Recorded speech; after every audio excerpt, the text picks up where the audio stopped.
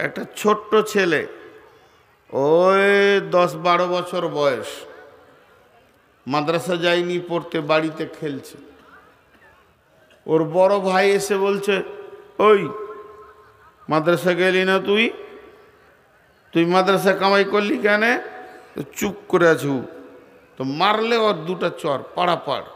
মাদ্রাসা যাবি না, কামাই করবি, বাঁদরামো করছিস, মারলে পাড়াপাড় দুটা চর। তো রেগে কাঁদলে খানি।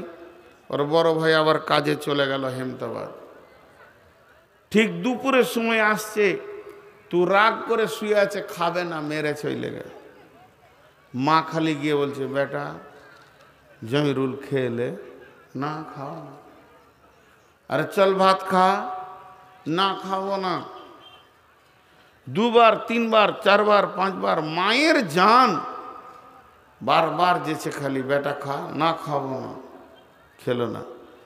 তোর বড় ভাই যখন এসছে, তখন মা বলছে, তুই মেরেছিস ছোট ভাই, মাদ্রাসা যায়নি তো তুই ডাক, খেতে ডাক। তো বলছো না খাগা।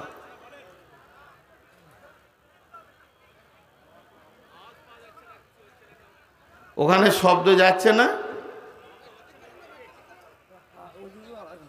কোনখানে কার কে কোন জায়গা থেকে শুনতে পাচ্ছেন না? হাত তুলেন তো।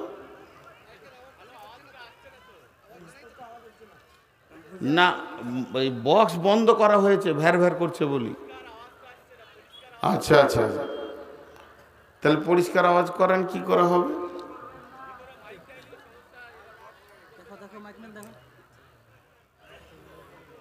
হ্যালো, হচ্ছে? এবার হচ্ছে? আর হ্যাঁ না বলে না, হচ্ছে?